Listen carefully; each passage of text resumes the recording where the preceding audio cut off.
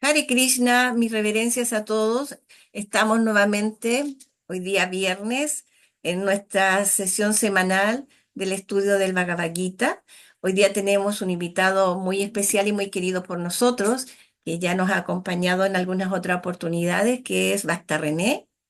eh, Antes, ya que hay personas nuevas en este caso, y como esto va a quedar grabado, va a haber personas que van a verlo posteriormente, es importante que sepan quién es nuestro orador de hoy día. Él se llama René Formantel Riquelme, nacido el 19 de noviembre de 1981, es casado, padre de dos hijos, ingeniero civil en informática. Actualmente reside en la ciudad de Punta Arenas, donde se desempeña como desarrollador de software para una empresa con presencia nacional. Ateo y bohemio en su juventud, se dedicó principalmente a la vida política y dirigencia social, que lo llevó a una crisis existencial. Luego de recorrer un camino de sanación y búsqueda espiritual, conoció conciencia de Krishna el año 2018 a través de los libros de Srila Prabhupada, dedicado 3 años a la lectura de todas las obras disponibles en español.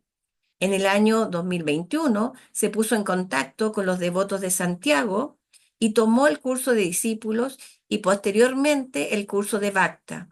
En junio del 2023 viajó a Atlanta, Estados Unidos, para tomar refugio formal de Bhakti Vishaka Swami. Hasta la fecha presta diversos servicios a la congregación, principalmente en el estudio de las escrituras vía Internet, facilitando el conocimiento de conciencia de Krishna a todas las personas interesadas en él. Dejo entonces con ustedes a Bhakta René. Hare Krishna Prabhu, mis reverencias. Hare Krishna, María Rita, muchas gracias. Hare Krishna, devotos y devotas. Un gusto estar acá y compartir conciencia de Krishna, vida espiritual con todos ustedes. Madre Amrita, ¿podré compartir pantalla? Le voy a dar al tiro el host Prabhu para que usted mismo lo haga. Gracias.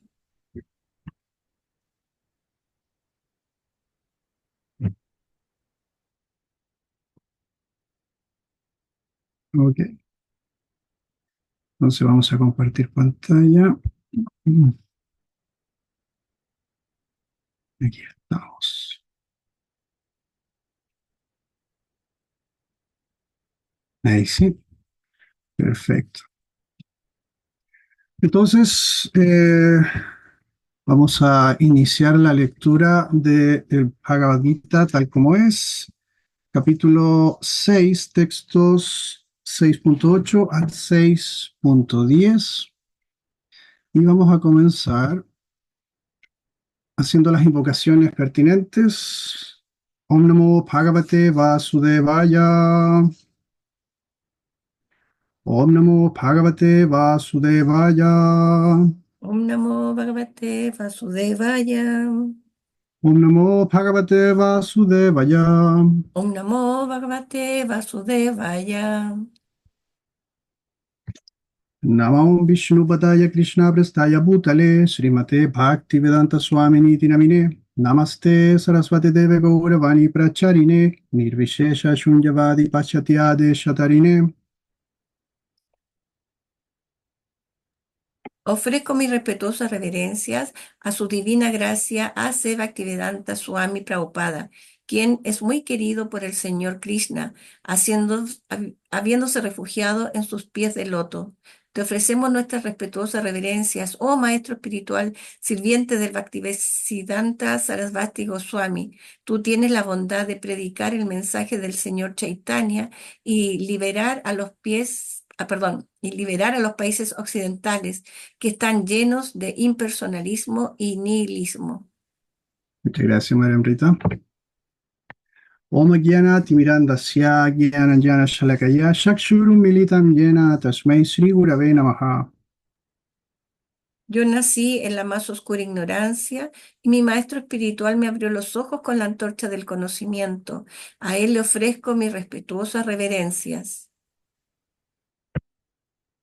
Entonces, lectura del Bhagavad Gita tal como es, con las traducciones y significados por su divina gracia, hace Bhaktivedanta Swami Prabhupada, fundador acharya de la Sociedad Internacional para la Conciencia de Krishna. Si la Prabhupada aquí, ya, perfecto. Entonces, el texto 6.8 dice así. Jnana Vijnana Triptatma Kutasto Vijitendriyaha Yukta iti Uchyate Yogi Samalostrasma Kanchanaha. Traducción. Se dice que una persona está establecida en la comprensión del ser y se le da el nombre de yogi o místico cuando ella se encuentra plenamente satisfecha en virtud del conocimiento y la comprensión que ha adquirido. Esa persona está situada en la trascendencia y es autocontrolada. Ella ve todo igual, ya sean guijarros, piedras u oro. Significado. El conocimiento libresco, sin la plena comprensión de la verdad suprema, es inútil. Esto se señala de la siguiente manera. Atha Sri Krishna Namadi Na Babed Grahyam Indriyaih Sevamukhe Hi Jivadau Swayam Evas Pura Rati Adaha. Nadie puede entender la naturaleza trascendental del nombre, la forma, las cualidades y los pasatiempos de Sri Krishna a través de los sentidos contaminados por lo material. Solo cuando uno se satura espiritualmente mediante el servicio trascendental que se le presta al Señor, se le revelan el nombre, la forma, las cualidades y los pasatiempos trascendentales del Señor. Bhakti Rasamrita Sindhu 1.2.234. Este Bhagavad Gita constituye la ciencia del proceso de conciencia de Krishna. Nadie puede volverse consciente de Krishna mediante la simple erudición mundana. Uno debe ser lo suficientemente afortunado como para poder relacionarse con una persona que tenga la conciencia pura. Una persona consciente de Krishna tiene conocimiento revelado por la gracia de Krishna debido a que está satisfecha con el servicio devocional puro. Mediante el conocimiento revelado, uno se vuelve perfecto. Con el conocimiento trascendental, uno puede permanecer firme en sus convicciones, pero con el mero conocimiento académico, las aparentes contradicciones pueden engañarlo y confundirlo a uno fácilmente. Quien es en verdad autocontrolada es el alma iluminada porque está entregada a Krishna. Ella es trascendental porque no tiene nada que ver con la erudición mundana. Para ella, la erudición mundana y la especulación mental, que puede que para otros sean como el oro, no tienen más valor que los guijarros o las piedras. Ok, pues en este verso, ¿qué nos está diciendo el Señor Krishna? Nos está indicando, nos está enseñando acerca de cómo poder distinguir o cuáles son las características de una persona autorrealizada, una persona que está avanzando en vida espiritual o una persona que está en el plano de conciencia de Krishna, un yogi o místico. Esa persona está plenamente satisfecha en virtud, primero, del conocimiento, el jnana, como lo dice en el sánscrito, ¿no? Este verso comienza, dice, jnana vijnana triptatma. Jnana, conocimiento, vijnana es la comprensión o el conocimiento en la práctica. Entonces tenemos esos dos aspectos. Primero uno recibe el conocimiento, la teoría, y luego, mediante la práctica de ese conocimiento, uno va a adquirir ese vijnana, la sabiduría que proviene de la práctica de ese conocimiento. Por lo tanto, se tiene que dar esos dos aspectos, primero el conocimiento y luego la práctica, con lo cual vamos a obtener estos dos elementos, ¿verdad? El conocimiento y la comprensión que ha adquirido. Esa persona está situada en la trascendencia y es autocontrolada. Es muy interesante lo que nos está diciendo aquí el señor Krishna, que esa persona, ¿qué significa que esté situada en la trascendencia? Que entiende cuál es su verdadera identidad. Esa persona no cree que es el cuerpo, ¿verdad? Sino que sabe que es el alma espiritual que habita el cuerpo. Esa es la primera enseñanza en la vida espiritual, ¿verdad? La diferencia entre la materia y el espíritu. Yo soy un sirviente de Krishna, yo soy un alma espiritual que está habitando un cuerpo material por X motivo, ¿no? Ya eso se desarrolla también en Bhagavad Gita, ¿no? ¿Cuáles son por qué estamos atrapados en estos cuerpos materiales? Pero el yogi ya tiene este conocimiento, sabe que no es el cuerpo y la práctica lo lleva a realizar o autorrealizarse en ese aspecto.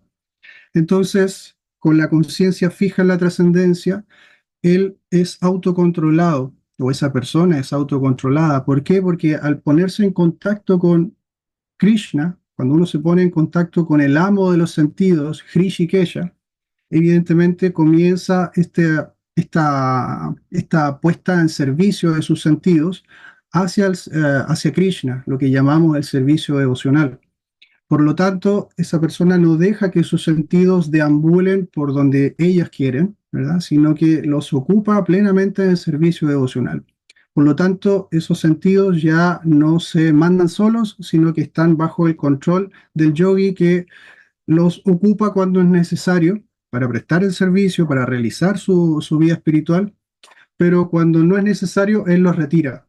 En algunos pasajes se da el ejemplo de la tortuga, ¿no? Que cuando es necesaria, la tortuga retrae sus sentidos y los guarda dentro del caparazón.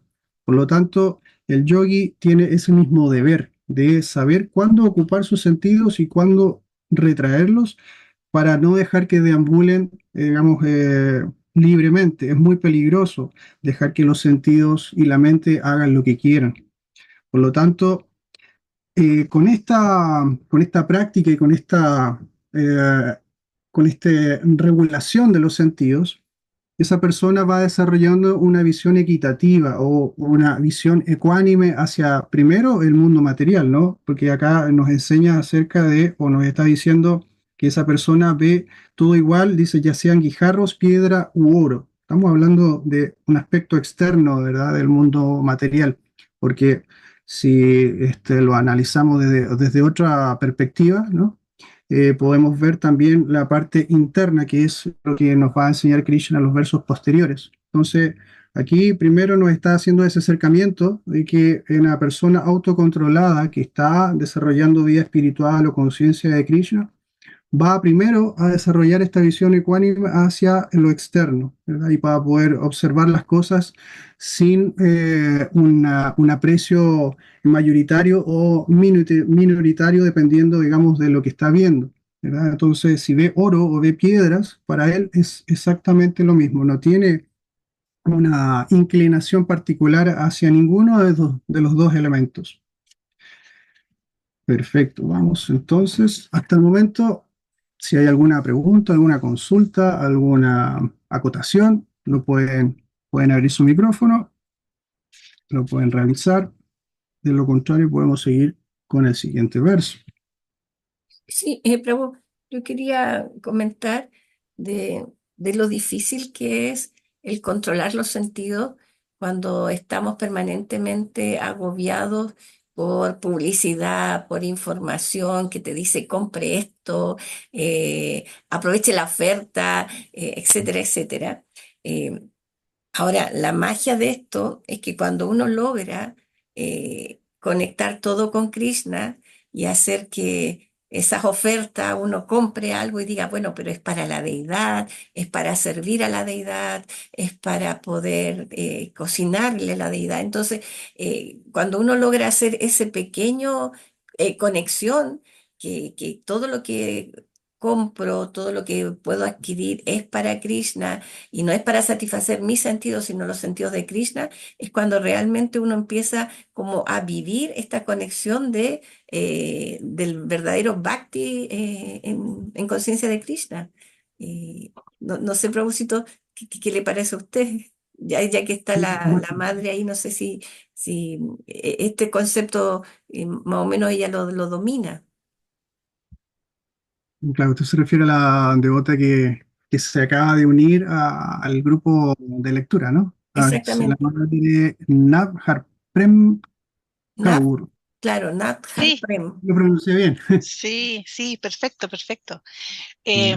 Me parece muy interesante, no lo había visto así. La verdad es que cuando uno practica yoga, siempre se concentra en uno mismo y en ir a su interior, digamos, profundizar en la esencia. Pero tú me estás diciendo que preste como mi cuerpo para que sea ocupado, ¿cierto? Todos sabemos lo que es el alma, que es un fragmento universal de esa esencia, pero uno lo toma como de una forma más individual. Entonces tú estás dejando de lado el individualismo y estás dejando que ese goce material sea para la experiencia de Krishna, de esa esencia. Entonces es maravilloso lo que tú me estás haciendo ver, pero te lo Gracias. agradezco porque ese es el sentido de encontrar estos análisis de la gran Bhagavad Gita, Mm. porque uno lo puede escuchar muchísimas veces, pero y yo lo escucho mucho en audiolibros y voy anotando lo que me resuena, como te contaba y como les contaba. No sé si me escucharon, yo no sabía que estábamos un grupo grande, me parece fascinante que seamos varios. Eh, pero esa es la idea de ir como desmenuzando la esencia espiritual de lo que somos a través de este gran libro sagrado. Entonces tú me estás dejando ver a mí algo que yo no había podido como descubrir por mí misma. Y también tú a través de esa lectura, que también estoy como tratando de anotar, voy sacando fotos porque es tan maravilloso lo que se escribe, es tan sagrado, es tan profundo, que más allá de la explicación, después hay que volver como a resonar con ello, como cada vez que uno tenga a lo mejor algún momento de duda o de dolor, volver a la Bhagavad Gita, es como volver a la Biblia o a libros sagrados, volver a la esencia, porque ahí está la paz. Entonces, ser Krishna, te lo agradezco eternamente, es prestar y ser el vehículo. Perfecto, o sea, es perfecto lo que me acaban de explicar. Es Bueno, hermoso y perfecto. Así que se muchas los gracias. agradezco. Sí, Muchas gracias. lo he integrado, absolutamente. Sí, bueno, esa es principalmente la idea de estos espacios, de que podamos compartir este conocimiento que nosotros mismos hemos recibido de la misma manera que usted ahora lo está recibiendo. En algún momento uno también lo recibió y también le resonó y dijo, wow, esto es muy profundo, ¿verdad? Porque una cosa es leerlo y muchas veces uno no queda muy claro de qué me están queriendo decir, ¿verdad? Exacto, Pero cuando uno lo va haciendo el análisis, ¿verdad? Cuando va recibiendo este conocimiento a través de los labios de los devotos mayores, ¿verdad? Va quedando sumamente claro, uno lo va entendiendo en la práctica, ¿verdad? Lo puede encarnar, así como que esto no es algo lejano, sino que lo puedo hacer, lo puedo llevar al día a día, ¿verdad? Entonces, no es simplemente palabras que suenan muy bonito, pero que en la práctica no se pueden realizar, sino que es todo lo contrario, son palabras hermosas y que cómo las aprendemos a llevar a la práctica. Entonces ahí están esos dos conceptos. Primero el jnana, conocimiento, ¿verdad? Que está presente en el Bhagavad Gita, y luego viene el vijnana, la práctica. Y esa práctica nos va entregando mucho más realizaciones. Es exactamente el mismo proceso que cuando uno, por ejemplo, estudia alguna carrera. Primero uno se prepara 4, 5, X cantidad de años, dependiendo de la carrera que quiera estudiar, y luego viene la práctica. Y en la práctica van a surgir muchas cosas que en la teoría no se pueden, digamos, vivenciar. O sea, yo tengo la teoría, sé cómo hacer algo, pero cuando lo llevo a la práctica van a surgir dudas, va a haber algunas cosas que voy a necesitar que algún profesor, por eso también uno tiene un profesor guía que nos va a claro, resolver esos problemas cuando se presenten. Y todo ese conocimiento que yo recibí, ahora lo llevé a la práctica y se transformó.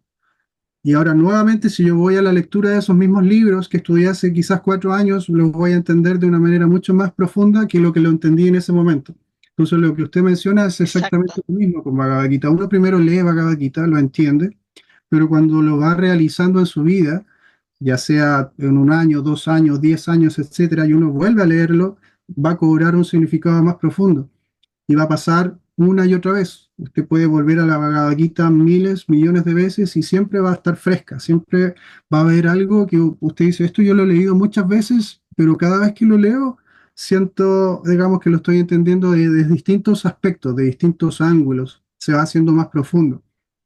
Por lo tanto, Exacto, el conocimiento espiritual tiene esa característica de que nunca es añejo, ¿verdad? Nunca queda ujú, obsoleto, ¿ya? Siempre nos va a exacto, dar alguna luz. conciencia. Exacto, nos va a dar alguna luz respecto a lo que estamos viviendo en algún momento. Ahora, lo que usted mencionaba, sí, Bhakti Yoga es eso. Bhakti Yoga es cómo nosotros en la práctica logramos el desarrollo de nuestra vida espiritual, ¿verdad? Porque si bien uno en las primeras instancias, la meditación nos sirve para poder controlar la mente, controlar los sentidos, ¿verdad? Desconectarnos de cierta manera de toda esta excitación del entorno, sino para poder concentrarnos en nosotros mismos, ¿verdad? ¿Cuál es el propósito de todo eso? ¿Para qué yo quiero controlar los sentidos? ¿Para qué yo quiero interiorizar en mí? ¿Cuál es el propósito de aquello? Es poder conectarse con Krishna, ¿verdad? Purificar la mente, purificar los sentidos, no es simplemente para que yo me sienta bien, ¿verdad? Sino para poder llegar al punto de restablecerme en mi situación natural, que es ser un sirviente de Krishna. Y el sirviente, evidentemente, tiene que servir, y eso significa acción. Actuar para el bienestar o el beneficio de Krishna, y no para mi propio beneficio, ¿no? Entonces, eh, lo hermoso de esto es que cuando uno lo comienza a realizar, ¿verdad? Cuando comienza a ejecutar actividades espirituales conscientes de Krishna, uno va sintiendo ese placer, ¿verdad? O esa reciprocidad que también nos da Krishna respecto, digamos, a ese servicio. O sea, nosotros realizamos un servicio y nos sentimos plenamente satisfechos, plenamente llenos. Y eso es muy agradable y por eso los devotos siempre quieren estar realizando servicios. Por eso Madre Rita, por ejemplo, siempre sale a hacer servicio porque está obteniendo un gusto, está obteniendo placer. Nadie haría algo si no obtuviera algo a cambio. Pero el trasfondo es que nosotros no lo hacemos para obtener ese elemento a cambio, sino que se da de una manera natural, ¿verdad? Entonces, prestar servicio a Krishna significa para nosotros un gran gusto, un gran placer que se va desarrollando con el tiempo. Ya no es que, a menos que uno sea un alma ya que venga con algún grado de avance, esto se va dando de forma paulatina. No es que yo voy a hacer un servicio, voy a sentir así como un éxtasis total, ¿verdad? No, eso evidentemente hay personas que sí pueden llegar a esa instancia muy rápido y hay otros que pueden demorar 40 años, hay otros que pueden demorar, no sé, 10 vidas. Cada uno de nosotros Claro, tiene un un tiempo, proceso. ¿no? Un proceso, exactamente. Es una gran escalera y cada uno de nosotros está en uno u otro peldaño. Pero es importante también saber eso, ¿no? De que esa gran escalera tiene un propósito, tiene un fin, llegar a un punto culmine que es el restablecerse de nuestra posición natural. Aquí tampoco estamos hablando de algo artificial o de algo que no sea propio de nosotros mismos, sino que se nos compara, por ejemplo, con una pequeña pepita de oro, ¿verdad? Que ha caído en el barro, ¿verdad? Y está cubierto por una gran cantidad de barro. Esa es como nuestra vida material, ¿verdad? Estar Ujú, cubiertos por toda esa suciedad, pero una vez que esa suciedad es removida, la pepita de oro vuelve a brillar naturalmente. No es que tenga algo especial, sino que siempre ha sido brillante, siempre ha sido especial, siempre ha sido, digamos, muy valiosa, ¿verdad? Pero que simplemente por un tiempo se cubrió con toda esa suciedad. Entonces, nosotros estamos en el proceso de sacarnos de encima de esa suciedad a través del servicio devocional para restablecernos en esa situación que es natural para nosotros. ¿Qué le perfecto, parece, Mariana? maravilloso, Qué bueno. Entonces, maravilloso. vamos a leer el siguiente verso, el 6:9. Ahí está. Permítame, voy a hacer el ajuste ahí. Ok. El texto 6:9 nos dice lo siguiente. Sujrin mitrari udashina madhyastha dvesya bandhushu sadhushu api cha papeshu samaphutir vishishyate. Traducción.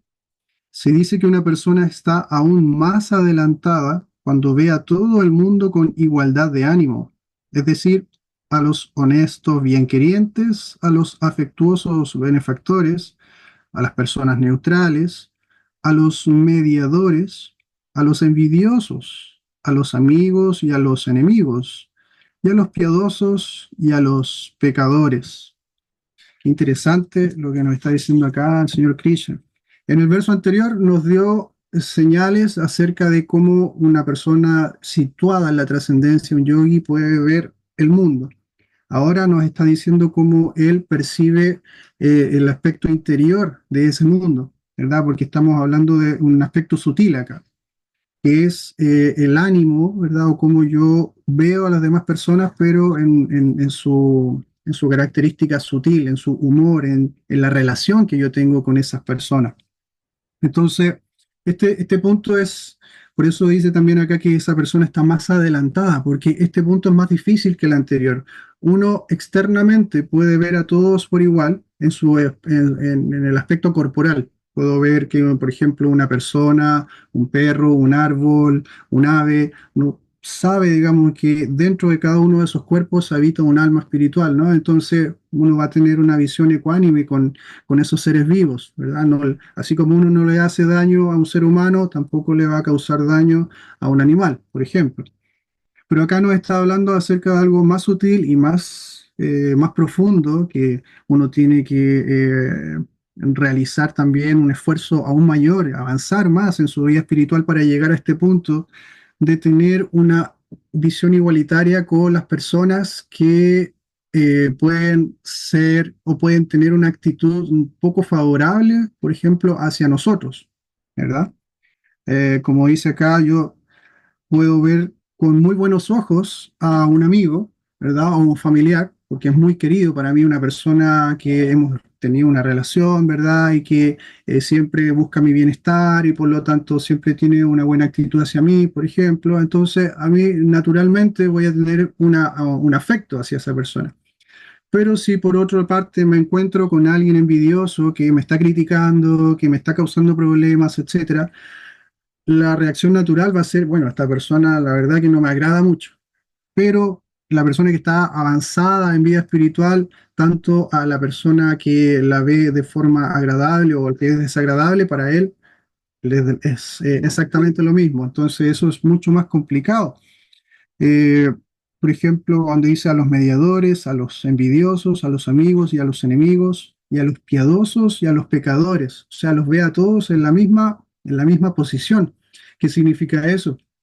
De que esta persona que está más avanzada en vida espiritual ha desarrollado esa ecuanimidad a un nivel superior. O sea, que puede entender de que finalmente, ya sea que la persona me agrade o me desagrade, o que me haga bien o me haga mal, eso tiene que ver con mi entendimiento acerca del cuerpo, ¿verdad? Acerca del el ego, cómo me hace sentir, si me hace cariñito al ego o me está cacheteando al ego, ¿verdad? Eso es simplemente parte del mundo material, porque en el fondo nosotros, siendo almas espirituales, no tenemos nada que ver con todo lo que está sucediendo. Entonces, cuando entendemos de que el mundo material funciona de cierta manera, ¿verdad? Que está siendo dirigido por las tres modalidades de la naturaleza material, la bondad, la pasión y la ignorancia, y que todo lo que está sucediendo está amarrado a esas modalidades y que sucede por esas modalidades y que influye en el entorno para que se, entre comillas, comporte de cierta manera cuando vemos que en el fondo la máquina está operando y nosotros estamos siendo parte de todo eso que está sucediendo, pero de una manera corporal, porque mi alma, una vez que yo abandono el cuerpo, no tiene nada que ver con eso y en ese sentido, en realidad o técnicamente nunca ha tenido nada que ver con esto, sino que está de paso, es como ir al cine, ¿no? Y creer que lo que está sucediendo en la pantalla me está sucediendo a mí. Esa es la ilusión de la vida material, pero en realidad yo no tengo nada que ver con lo que está sucediendo en el cine, pero eso cuesta mucho poder entenderlo de buenas a primeras. Uno necesita cultivar este conocimiento para poder realizarlo.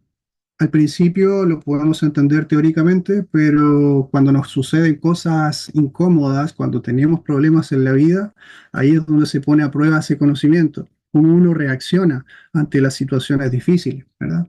Cuando las cosas están saliendo todo bonito, todos somos amigos y nos llevamos súper bien, pero cuando las cosas se complican, ahí es donde se pone a prueba este conocimiento. De este verso no tiene significado, pero yo les quiero leer algo que nos dice un devoto en un libro, se llama Rinde Dami. Este devoto se llama Burijan Prabhu, y al verso 6-9 nos dice lo siguiente. Este verso describe las etapas más avanzadas de la plataforma Yoga Ruta. Yoga Ruta significa cuando se practica yoga abandonando ya las actividades kármicas, ¿verdad? En un principio uno no debe abandonar las actividades, en ese sentido, ¿verdad? El practicar el karma yoga, ¿verdad? Uno no puede llegar y saltarse un peldaño en ese sentido. Entonces tenemos la primera parte que es este karma yoga, ¿verdad? En donde al principio uno está en la etapa, por ejemplo, del Sakama Karma Yoga. Sakama Karma Yoga quiere decir que uno ejecuta actividades, pero que todavía tiene un deseo de obtener algo a cambio. Ese es el Sakama Karma Yogi. Luego, el que está un poquito más avanzado es el Niskama Karma Yogi. El Niskama dice, yo no tengo deseo de satisfacerme, sino que yo voy a ejecutar este karma yoga, ¿verdad? Para satisfacer a Krishna, ¿verdad? Entonces él actúa, ¿verdad? En el mundo material como cualquier otra persona, pero su conciencia está plenamente enfocada en que esto es para servir al Señor. Entonces, esa es la primera etapa, ¿verdad? En donde uno actúa, uno no deja de actuar, uno no deja de relacionarse, por así decirlo, con el mundo, no abandona las actividades. Pero en la etapa Yoga Ruta, uno se vuelve un poco más avanzado y uno ya no actúa de la misma manera que antes, sino que comienza a realizar más vida espiritual en un aspecto meditativo. Entonces, esa es la etapa Yoga Ruta. Es difícil incluso para un gran sabio el abandonar el apego por la familia. Aún así, Krishna recomienda Samabhuti. El yogi debe ser igual con los miembros de la familia, los amigos y los enemigos. Tendemos a considerar a quien nos aprecia como una persona que discrimina bien, pero consideramos a quien no lo hace como un envidioso.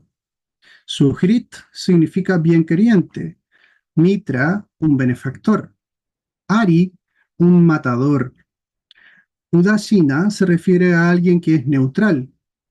Un madhyasta es un juez imparcial, interesado, pero que media neutralmente entre los beligerantes.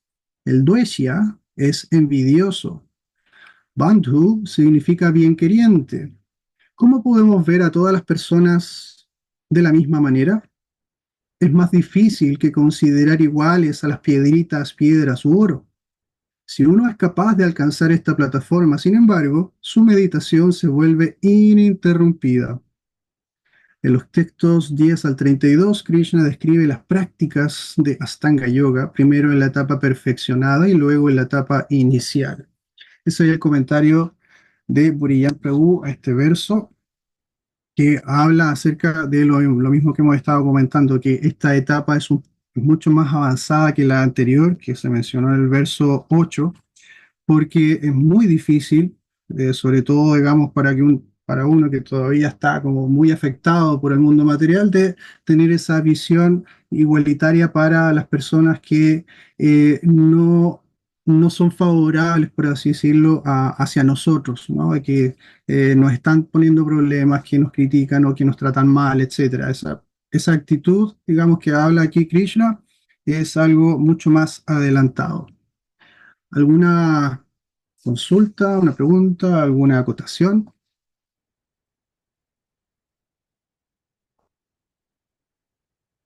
Bhakta Ivana, adelante. Hare Krishna, Prabhu. Saludos a todos Hare, los presentes. Bueno, muy interesante estos capítulos, ¿no? Muy interesante. ¿Cuál es, de qué manera, cuál es la fórmula de ver a todo esto? benefactores, personas neutrales, mediadores, de la manera espiritual. ¿Cuál es la fórmula para poder llegar a eso, Bravo? Porque, claro, suena muy bien y sabemos que hay que llegar a eso, pero en la práctica, ¿cómo se llega a eso? En el tiempo, en el proceso, que creo que es muy difícil poder llegar incluso a ver los enemigos, los pecadores, los piadosos, y verlos a todos por igual. Claro, Ese es precisamente ese es el punto. Yo no le podría, digamos, dar mi apreciación respecto a eso desde la práctica, porque como le decía, uno todavía también está en esa misma etapa en donde si alguien nos trata mal, si bien uno externamente le va a mostrar su respeto y todo, pero internamente uno todavía siente un remesón. Eso yo lo tengo claro y no me voy a poner en una como si estuviera en una plataforma superior. Eso a mí me pasa, ¿verdad? De que si hay alguien que es muy enemistoso con uno, uno no actúa de la manera que lo hacía antes, que uno iba a confrontarse, ¿verdad? Y que si había que pelear, uno peleaba. O sea, era una cosa, digamos, completamente distinta a lo que uno ha podido ir desarrollando en estos años.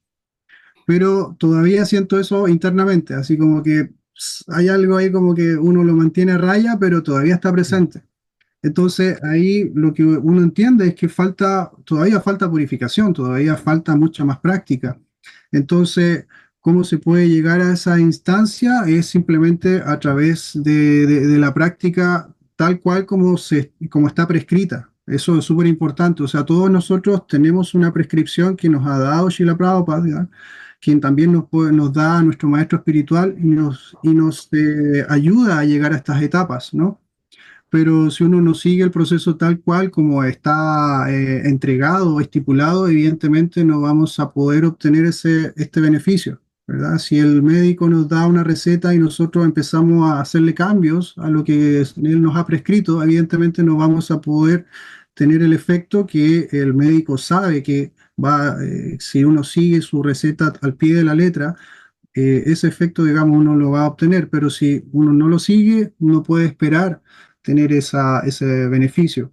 Por lo tanto, estas instancias que estamos realizando, por ejemplo, de reunirnos a conversar acerca de las escrituras, a escuchar, todo eso nos va a ayudar a avanzar en vida espiritual, a purificarnos, porque finalmente es Krishna el que siempre nos está ayudando.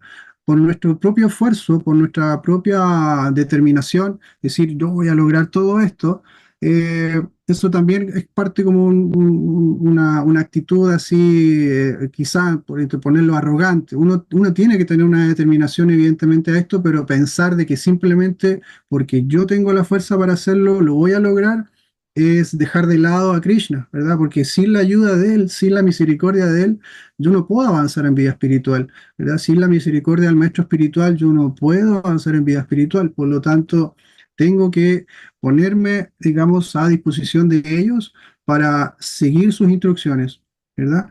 Y de esa manera siento yo de que uno va a poder ir limpiándose de todas estas anartas, todas estas cosas indeseables que están ahí todavía en el corazón, empezar a limpiarlas, a limpiarlas. El canto del Mahamantra, ¿verdad? Es el método que nosotros tenemos para poder limpiar el espejo de la mente y el corazón, tal como lo dijo el señor Chaitanya. Por lo tanto, es un tema de tiempo, un tema de práctica y un tema de entrega. Si no hay una entrega sincera a lo que yo estoy haciendo, si yo todavía tengo cosas que me estoy guardando, ¿verdad? Que tengo algún interés creado que va más allá de hacer este proceso de forma sincera, entonces, como yo me estoy refrenando, como yo ando con esta mochila cargada con cosas materiales o deseos egoístas, evidentemente me va a ser mucho más difícil subir esta escalera.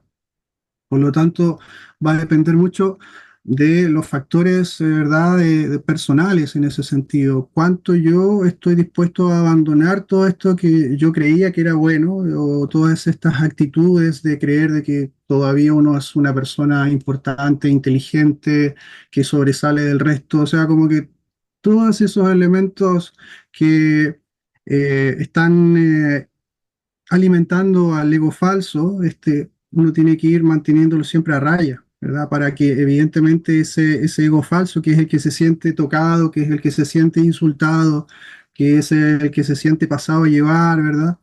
Ese elemento uno tiene que ir eh, dominándolo hasta el punto de decir, ok, este ego falso tiene que desaparecer de mi vida, ¿verdad? Ese ego falso, de la misma manera que uno se deshace o uno trata, digamos, de someterse a un proceso médico para liberarse de una enfermedad.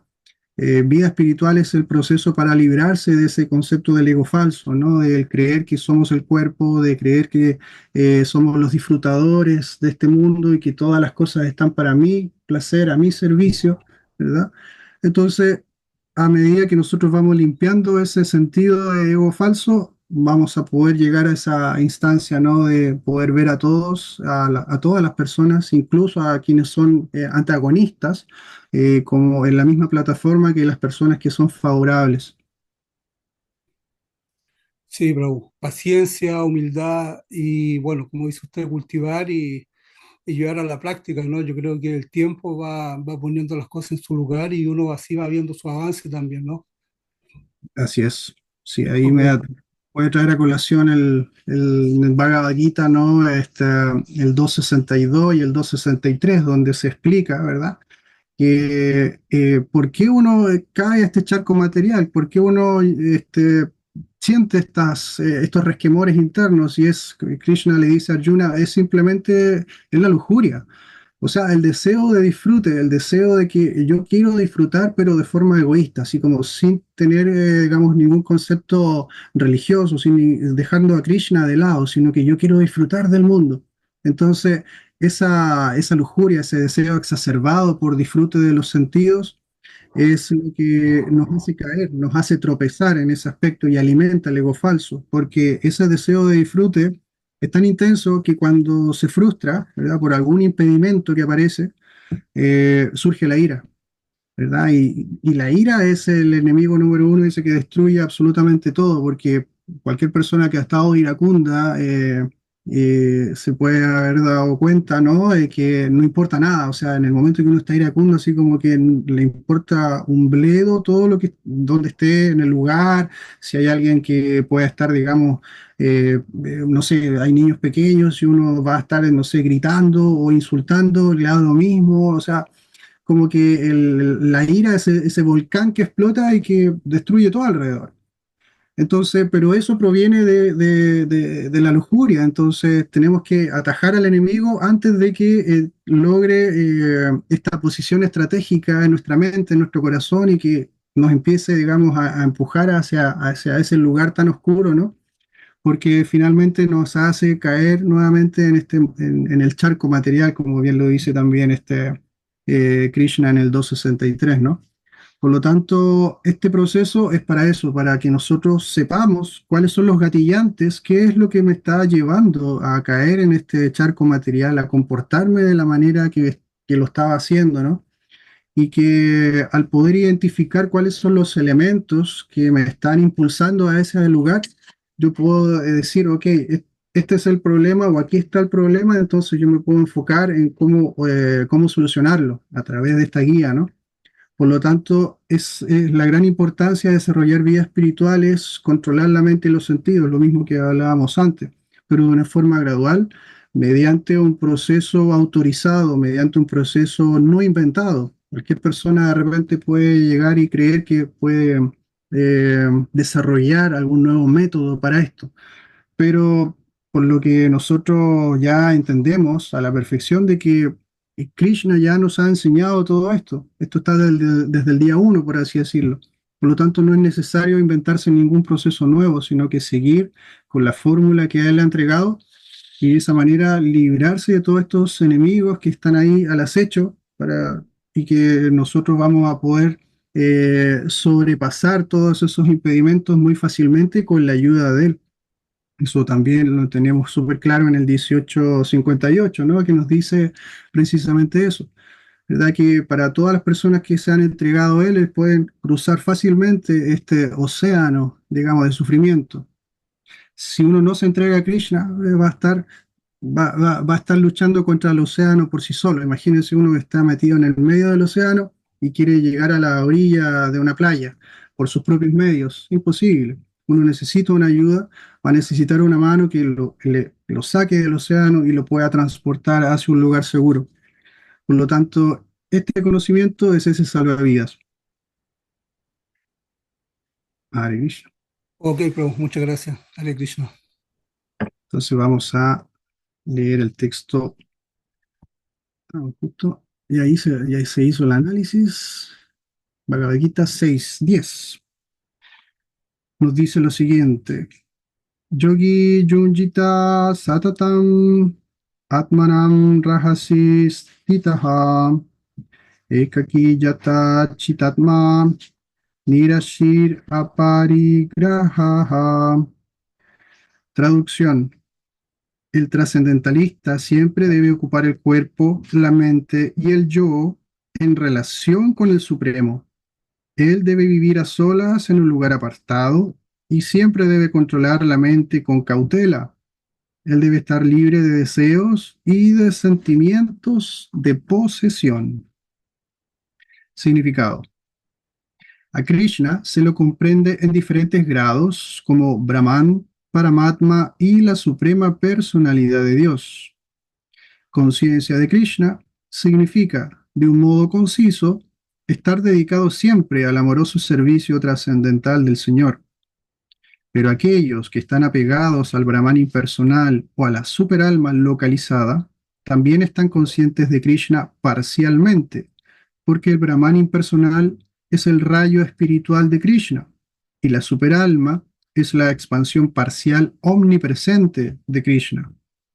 Así pues, el impersonalista y el meditador también están conscientes de Krishna indirectamente. La persona que está consciente de Krishna directamente es el trascendentalista más elevado de todos, porque ese devoto sabe de lo que se trata el Brahman y el Paramatma.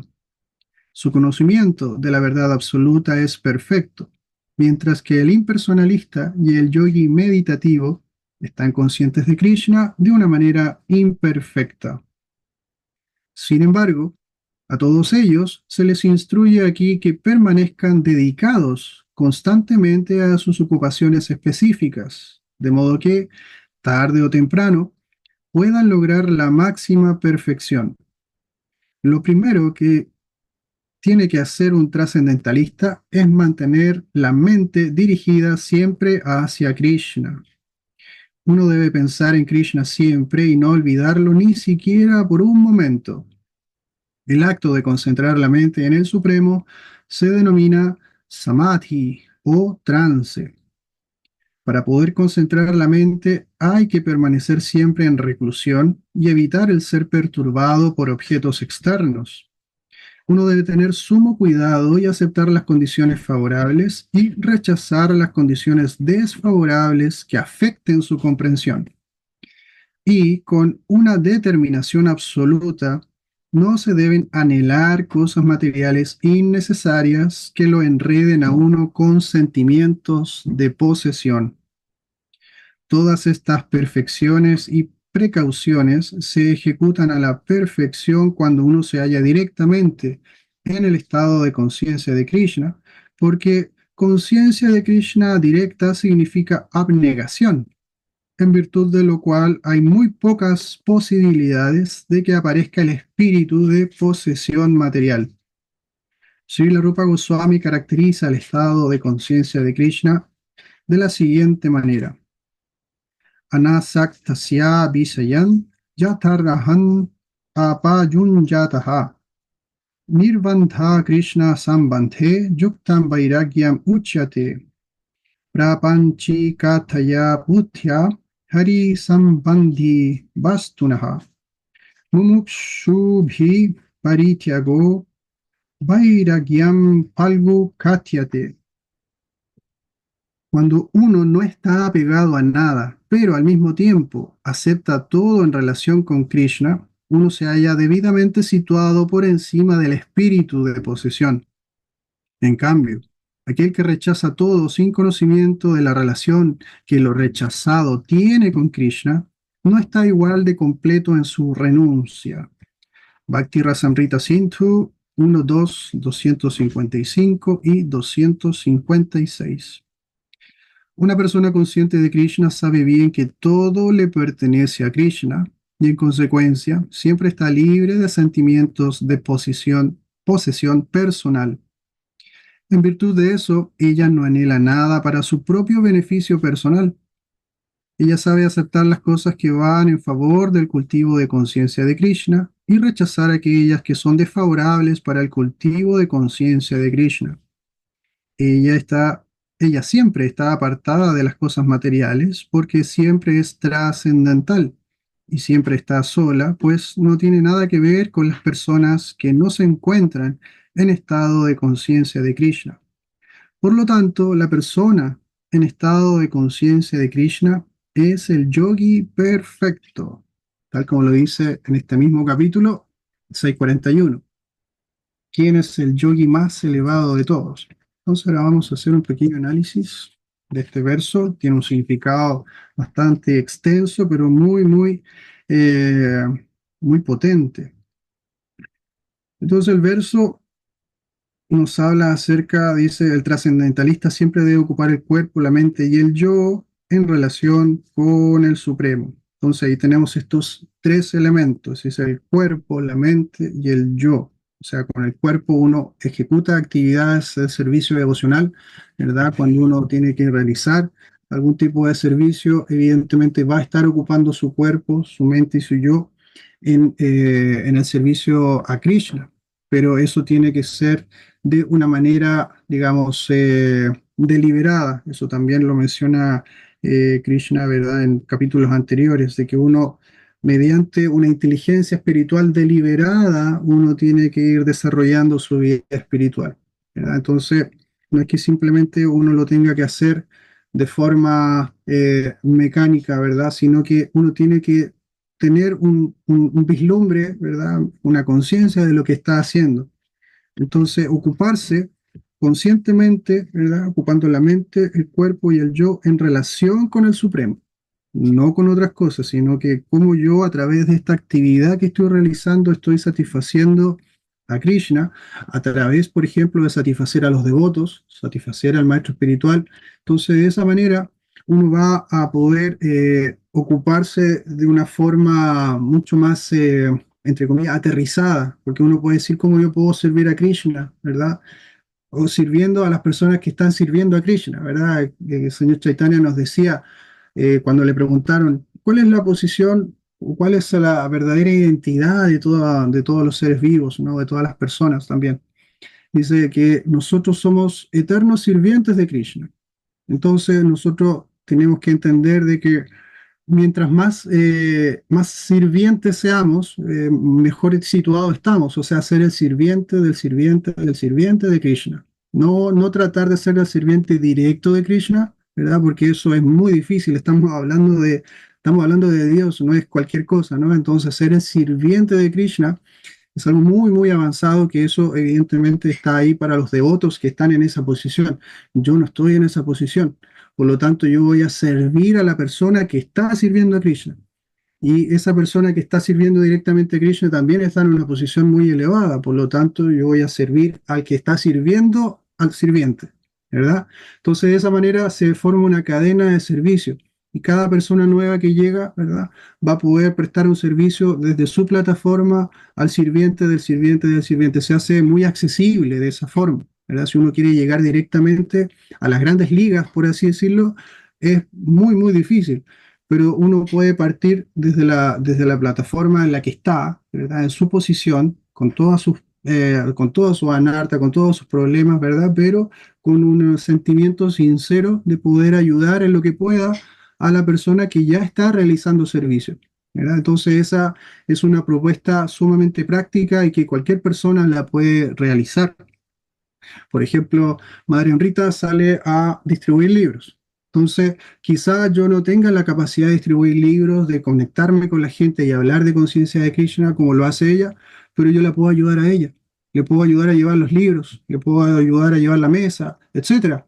Entonces, de esa manera yo también estoy sirviendo a Krishna, pero a través del servicio a los devotos. Y eso es lo que Krishna también siempre nos recomienda, porque sabe que el servicio a él no es algo sencillo, no es algo fácil. Por lo tanto, eso se lo deja a los devotos ya mayores, usted dedíquese a ayudar al devoto mayor. Y la persona que recién viene llegando va a ayudar lo puede ayudar a uno que está ayudando al devoto mayor. Entonces se arma una cadena, digamos, de cooperación, de colaboración, y cada uno lo puede realizar en la medida y en las capacidades que tenga. Entonces es muy hermoso poder relacionarnos de esa manera o con ese entendimiento. Luego nos dice que uno debe vivir a solas en un lugar apartado y siempre debe controlar la mente con cautela. El vivir en un lugar apartado, eso evidentemente en la situación actual, ¿verdad? Es muy complicado. Estamos viviendo en ciudades, en grandes lugares, ¿verdad? Con con mucho estímulo alrededor, etcétera. Entonces, Krishna en este capítulo nos está, bueno, este capítulo se llama Dhyana Yoga, ¿verdad? Cómo nosotros practicamos la meditación. Entonces, evidentemente, la meditación requiere de ciertos elementos y uno de esos es la tranquilidad. Entonces, si bien es una propuesta que nos está haciendo Krishna y nos dice, si tú quieres realizar este proceso yógico, ¿verdad? Dhyana Yoga, vas a tener que realizarlo de esta manera, ¿verdad? Ahora, haciendo un spoiler, más adelante Arjuna le dice, este sistema que me has resumido acá en este capítulo, yo lo encuentro impráctico, ¿verdad? Porque Arjuna, ¿verdad? Es un hombre completamente, es un kshatriya, es un guerrero, entonces no le podemos pedir a un guerrero que se vaya a meditar, ¿verdad? A algún lugar súper tranquilo, sin bulla, y mucho menos en Kali Yuga, porque no hay un lugar, son muy pocas las personas que podrían llegar a realizarlo. La generalidad de la gente no podría ejecutar este tipo de meditación, por lo tanto, qué es lo que se le recomienda a ellos, ¿verdad? Bhakti Yoga, ¿verdad? De poder realizar este servicio devocional porque van a poder ocupar todas estas capacidades, incluido lo que está alrededor en la ciudad, en el servicio a Krishna. Madre Nav, adelante.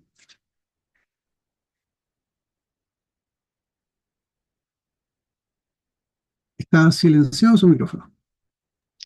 Sí, es que no llegaba al micrófono, mil disculpas.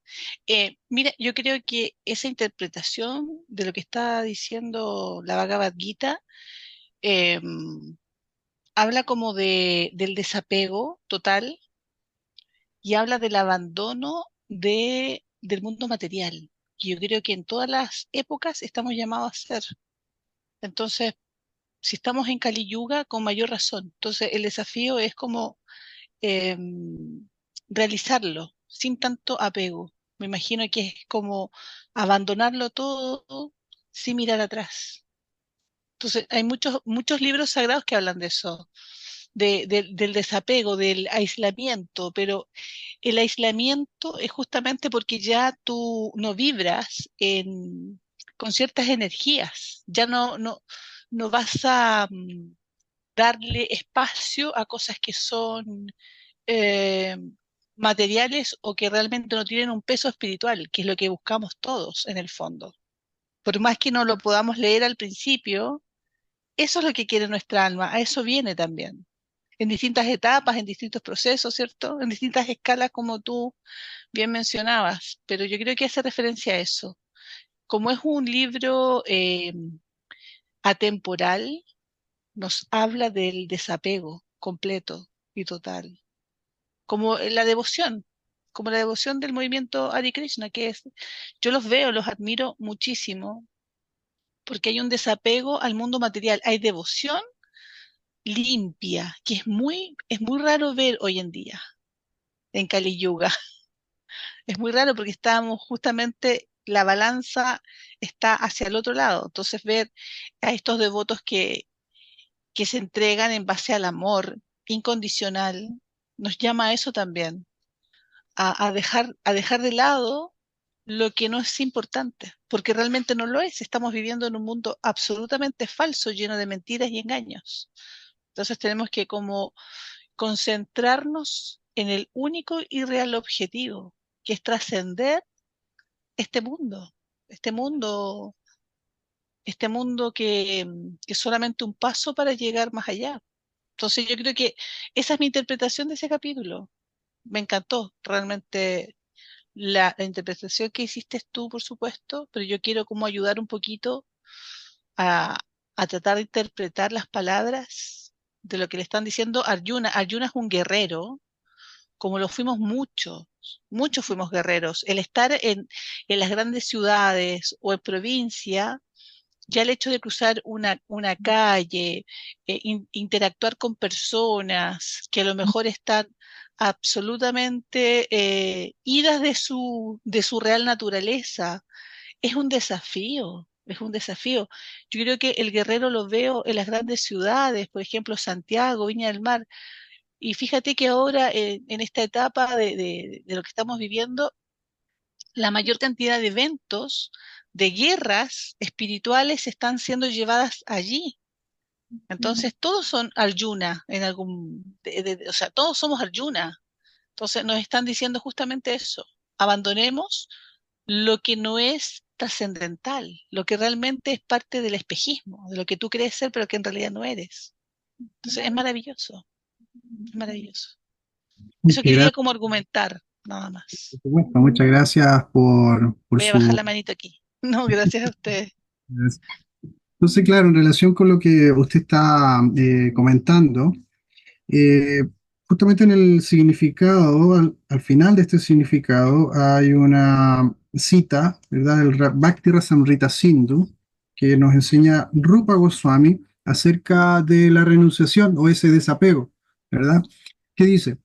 Cuando uno no está apegado a nada, como lo que está mencionando usted, dice, no apegarse a las cosas, dice, no está apegado a nada, pero al mismo tiempo acepta todo en relación con Krishna, uno se halla debidamente situado por encima del espíritu de posesión. En cambio, aquel que rechaza todo sin conocimiento de la relación que lo rechazado tiene con Krishna, no está igual de completo en su renuncia. Entonces, ese es un punto esencial.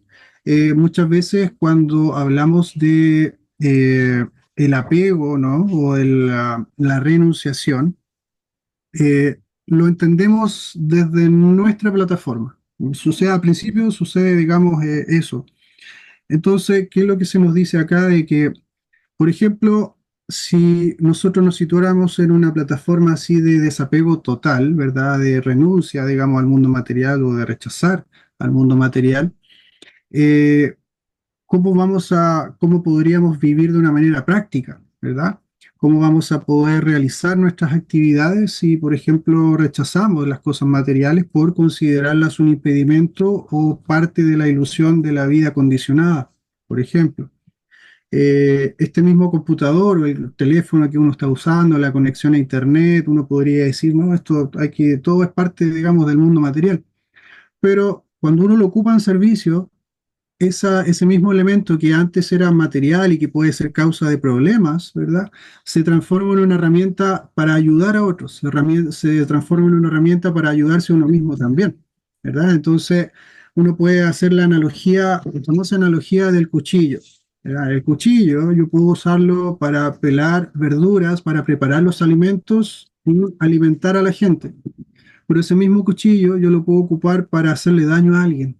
Yo puedo incluso matar a alguien con ese cuchillo. Mm. Pero el problema no está en el cuchillo, nunca, sino en el uso en que se le está haciendo, que se le está dando esa herramienta. Entonces, por eso acá se menciona de que cuando uno rechaza las cosas sin el conocimiento de la relación que esas cosas tienen con Krishna, entonces esa renuncia no es completa, ¿verdad? O no es perfecta. Por ejemplo, a Srila Prabhupada algunas veces también se le hacía esa misma observación cuando él hablaba acerca de en contra del materialismo, ¿no? En Estados Unidos, que la gente estaba muy afanada en su vida material. Algunos periodistas me decían, oiga, pero usted, por ejemplo, vemos que ocupa vehículos de alta gama, ¿no? Siempre está viajando en avión, de repente se queda en hoteles, ¿verdad? Entonces, ¿cómo podemos entender este concepto que usted está predicando acerca de ir en contra del materialismo y ser una persona más renunciada, pero usted mismo está ocupando todas estas cosas? Entonces, la respuesta de Srila Prabhupada a eso era: todas estas cosas son energía de Krishna. Todo lo que nosotros podemos percibir es de Él. Él es el verdadero propietario. Yo lo que estoy haciendo es ocuparlo en el servicio de Él. Por lo tanto, en esa plataforma uno no se priva del mundo, sino que ocupa, es como ocupar las armas del enemigo, por así decirlo. Uno puede ver al mundo como ese enemigo que nos está tratando de bajar, de que nos está tratando de evitar que nosotros trascendamos, perdón. Entonces ocupamos esas mismas herramientas para poder trascender, pero ¿cómo? Ocupándolas en servicio devocional.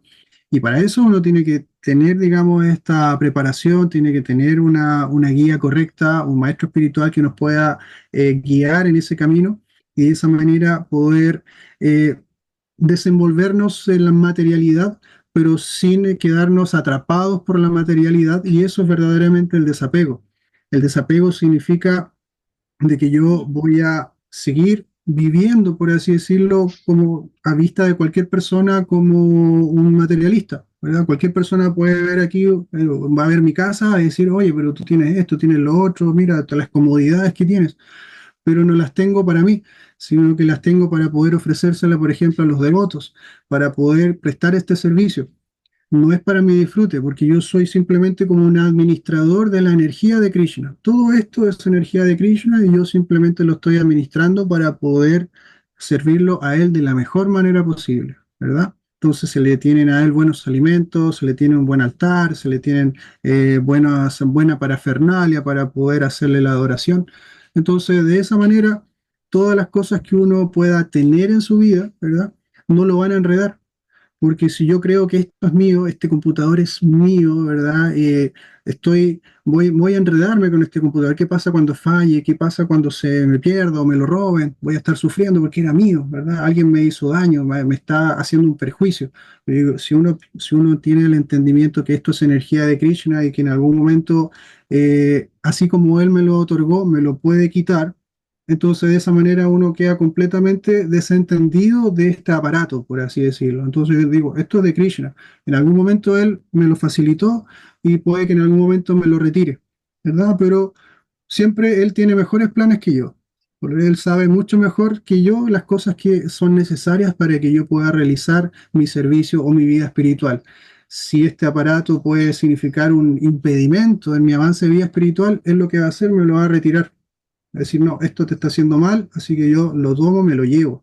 Pero en cambio, si yo lo ocupo bien, en servicio a él, es decir, oye, te voy a dar este computador, te voy a dar uno mejor, te voy a dar más cosas todavía porque estás haciendo buen uso de todos los elementos que se te están dando, por lo tanto, no hay límite a lo que uno pueda recibir. Y en el fondo, ese también fue la enseñanza o en la vida práctica de Srila Prabhupada. Él llegó a Estados Unidos con muy pocos recursos, pero como él fue sincero y determinado en su servicio a Krishna, llegó a ser un multimillonario. O sea, estamos hablando de alguien que tenía mucho, mucho dinero, pero nunca él pensó que era su dinero, que era cosa de él, sino que siempre todo lo que había era para el servicio a Krishna y ese era su estado de conciencia, ¿no? De todo esto es energía de Krishna y por lo tanto lo ocupamos en su servicio. Nada de esto es mío.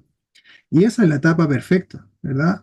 De que uno puede recibir mucha opulencia, puede recibir mucho conocimiento, pero ninguno de esos elementos lo va a hacer caer y que uno vaya a pensar de que es mío, ¿verdad? Que vaya a exacerbar mi orgullo, mi arrogancia, ¿verdad? Mi ego falso, decir, oye, mira todo el dinero que tengo, mira todo lo que yo sé, mira lo hermoso que soy, ¿no?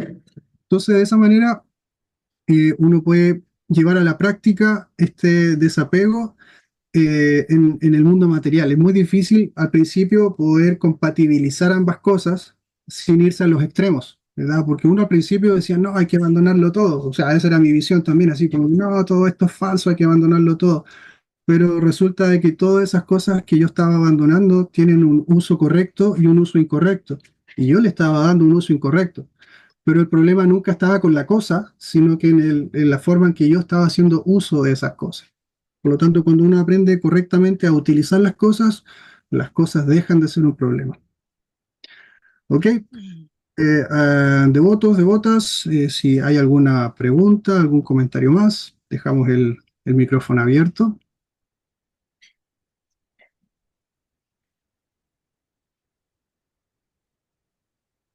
Por acá, Doctor René, simplemente felicitarlo y mencionarlo de siempre, que es un agrado escucharlo. En particular por la sesión de cuando vinculó con el 262-63, me reí mucho porque a medida que iba escuchando tanto las preguntas de en su momento de Iván y la exposición, le comentaba a Camila, pero es que esto tiene que enlazar sí o sí con su clase anterior.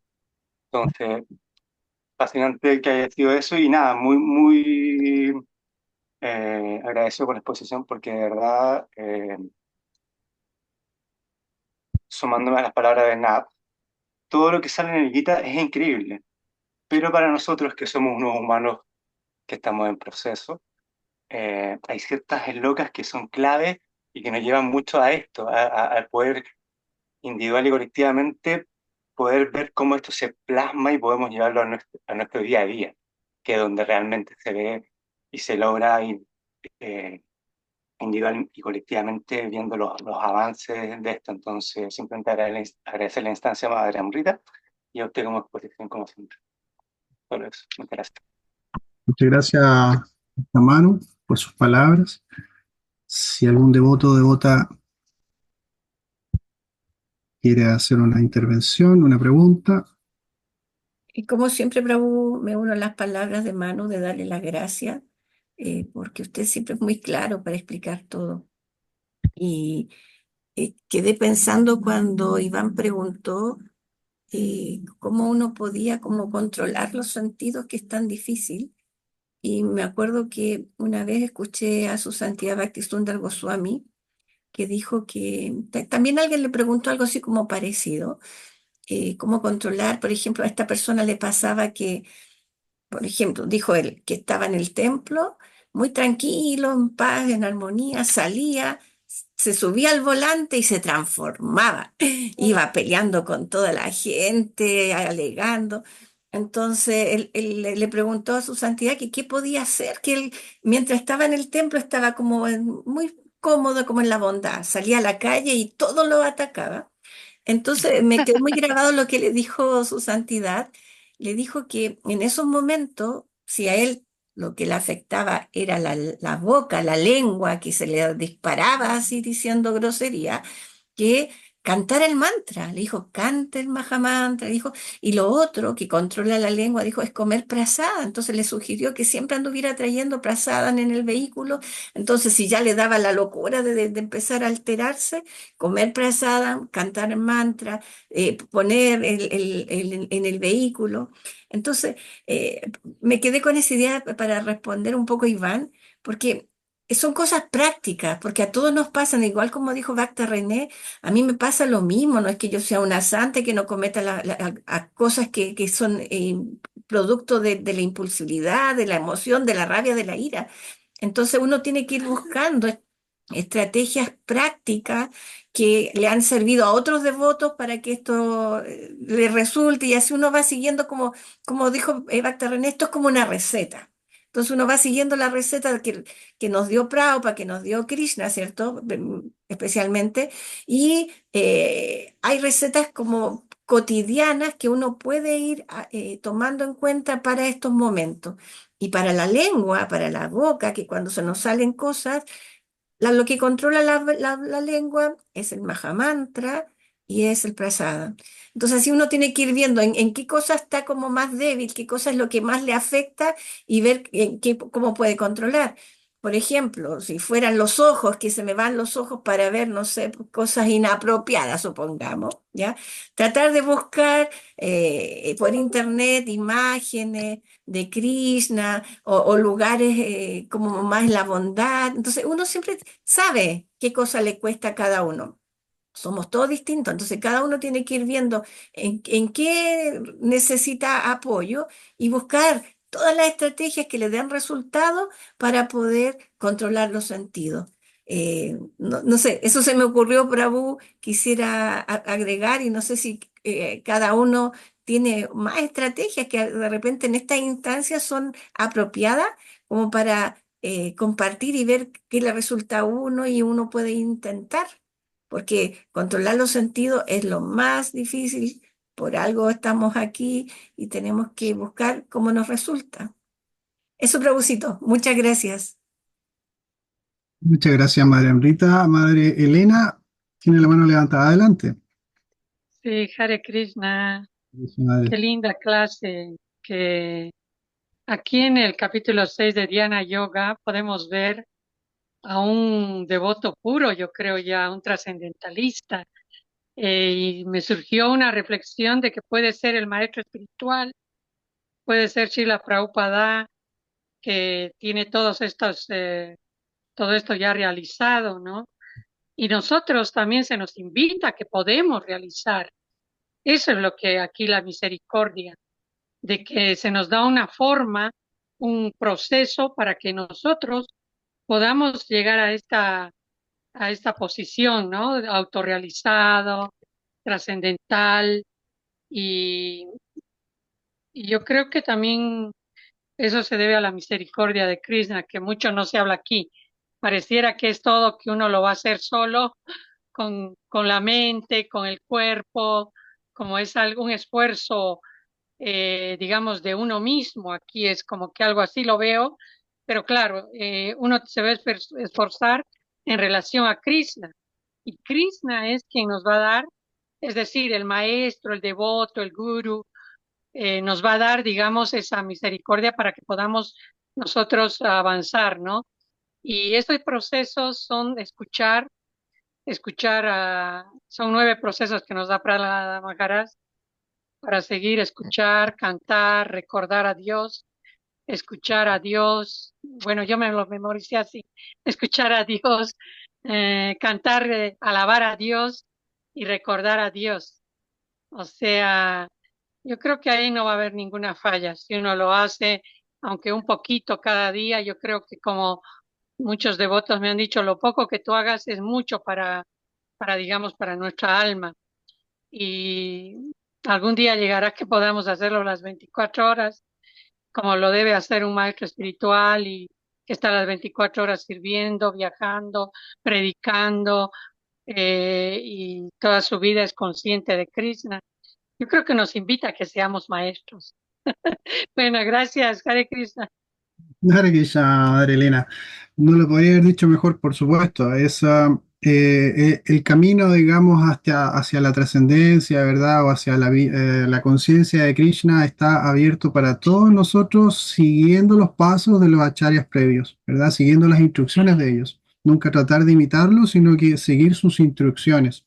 Y de esa manera tenemos asegurado el éxito, ¿verdad? Si seguimos la receta entregada por los acharyas, vamos a lograr el éxito. Yasya Prasada Bhagavat Prasado, sin satisfacer al maestro espiritual es imposible satisfacer a Krishna, ¿verdad? ¿Cómo voy a satisfacer, digamos, a la gran autoridad si no puedo satisfacer a la pequeña autoridad? Entonces, es una cosa, digamos, de práctica, es una cosa de respetar esa cadena o esa línea de sucesión discipular, no saltarse, digamos, y llegar a decir directamente, no, yo soy un sirviente de Krishna, no. Yo soy el sirviente del sirviente del sirviente del sirviente y 1000 veces sirviente de Krishna.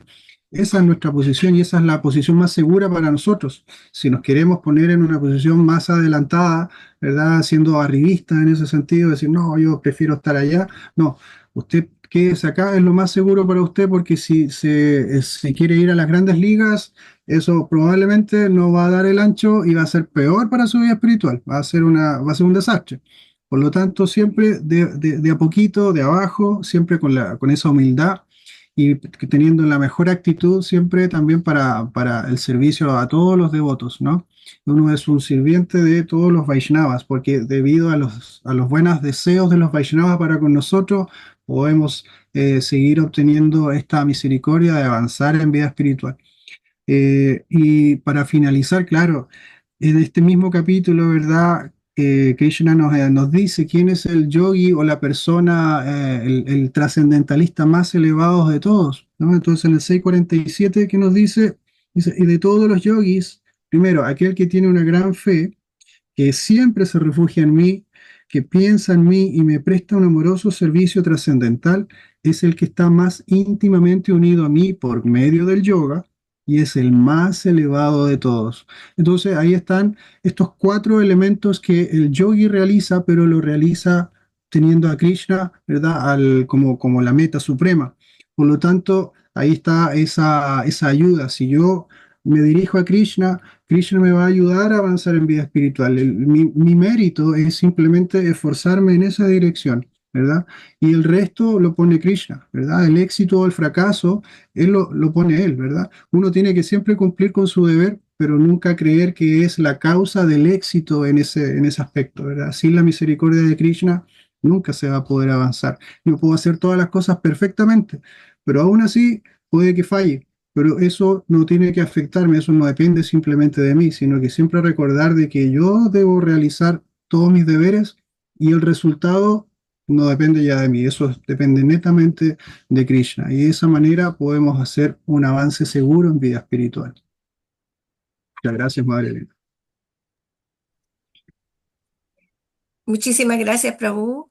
Nuevamente quedamos con el corazón llenito de amor, de bondad, de conocimiento que usted nos entrega ya y los libros de Prabhupada. Así que muchísimas gracias por su amabilidad. Y no sé si alguien más se quiere despedir de Prabhu para que podamos estar en contacto. Ojalá pronto, en el próximo viernes o el subsiguiente, por ahí cuando usted tenga tiempo, Prabhucito, lo vamos a volver a invitar, porque nosotros estamos con mucho power aquí tratando de aprender todos los viernes. Somos los mismos y los que no pueden venir después nos ven en diferido. Así que aquí estaremos. Muchísimas gracias a todos.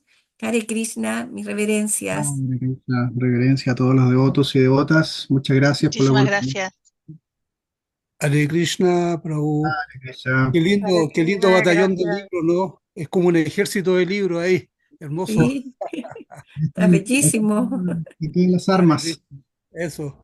Hare Krishna. Hare Krishna Después de que también. terminemos el Bhagavad Gita, tenemos que ahí entusiasmarnos con algún otro de ahí. Está el Krishna Book. Ahí vamos a ver con cuál seguiremos. La metafísica de los 24 elementos. Sí, por supuesto, sí, puede ser. ¿Ese le gusta a usted?